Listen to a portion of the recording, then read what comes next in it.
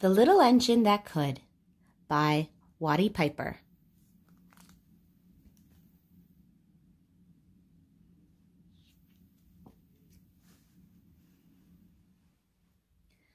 Chug, chug, chug, puff, puff, puff, ding dong, ding dong.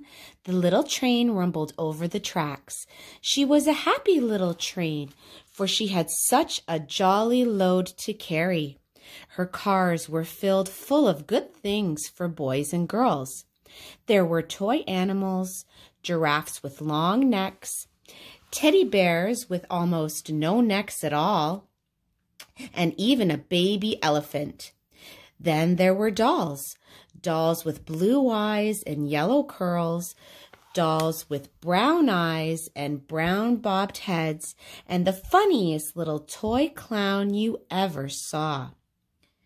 And there were cars full of toy engines, airplanes, tops, jackknives, picture puzzles, books, and every kind of things boys or girls could want. But that was not all. Some of the cars were filled with all sorts of good things for boys and girls to eat. Big golden oranges, red-cheeked apples, bottles of creamy milk for their breakfasts, fresh spinach for their dinners, peppermint drops, and lollipops for after-meal treats. The little train was carrying all these wonderful things to the good little boys and girls on the other side of the mountain. She puffed along merrily. Then all of a sudden, she stopped with a jerk. She simply could not go another inch. She tried and she tried, but her wheels would not turn. What were all those good little boys and girls on the other side of the mountain going to do without the wonderful toys to play with and the good food to eat? "Here comes a shiny new engine," said the funny little clown who jumped out of the train. "Let's ask him to help us." So all the dolls and toys cried out together, "Please, shiny new engine, won't you please pull our train over the mountain? Our engine has broken down, and the boys and girls on the other side won't have any toys to play with or good food to eat unless you help us." But the shiny new engine snorted. "I pull you? I am a passenger engine. I have just carried a fine big train over the mountain with more cars than you ever dreamed of. My train had sleeping cars with comfortable berths, a dining car where waiters bring whatever hungry people want to eat, and parlor cars in which people sit in soft armchairs and look out of big plate glass windows. I pull the likes of you? Indeed not." And off he steamed to the roundhouse where engines live when they are not busy. How sad the little train and all the dolls and toys felt. Then the little train called out, "Passenger engine is not the only one in the world. Here is another engine coming, a great big, strong one. Let us ask him to help us." The little toy clown waved his flag, and the big, strong engine came to a stop. "Please, oh, please, big engine," cried all the dolls and toys together. "Won't you please pull our train over the mountain? Our engine has broken down, and the good little boys and girls on the other side won't have any toys to play with or good food to eat unless you help us." But the big, strong engine bellowed, "I am a freight engine. I have just pulled a big train loaded with big machines over the mountain. These machines print books and newspapers for grown-ups to read. I am a very important engine indeed. I won't pull the likes of you." And the freight engine puffed off indignantly to the roundhouse. The little train and all the dolls and toys were very sad. "Cheer up," cried the little toy clown. "The freight engine is not the only one in the world. Here comes another. He looks very old and tired, but our train is so little, perhaps he can help us."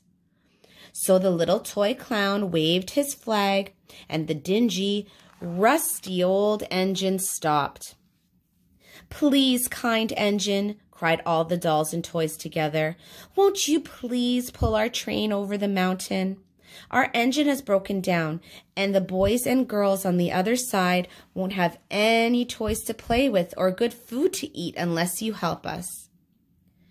But the rusty old engine sighed. "I am so tired.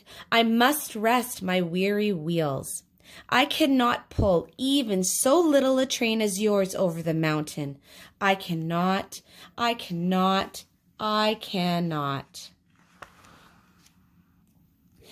And he rumbled off to the roundhouse, chugging, I cannot. Then, indeed, the little train was very, very sad, and the dolls and toys were ready to cry.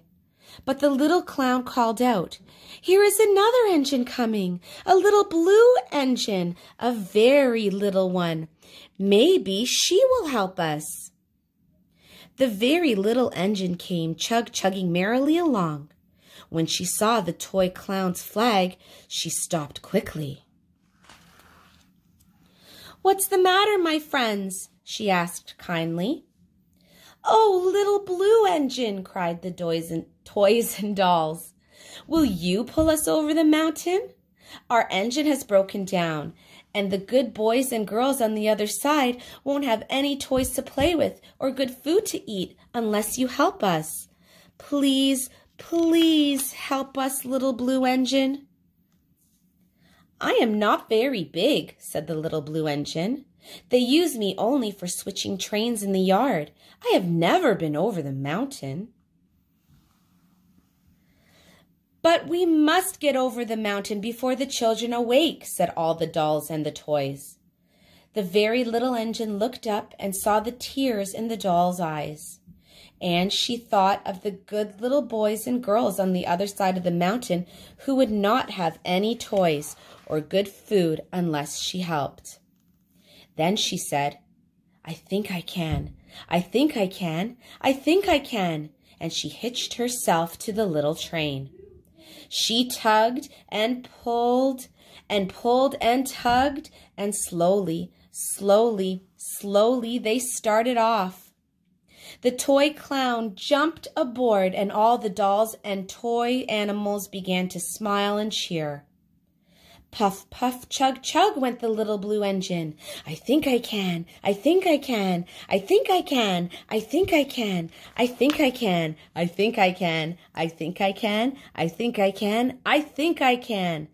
Up, up, up.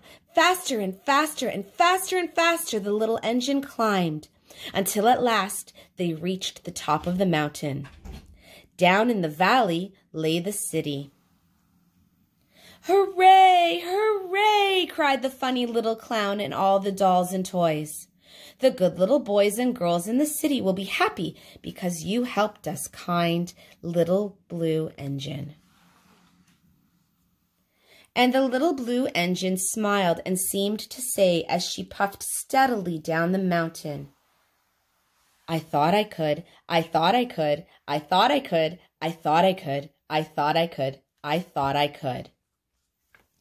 The end.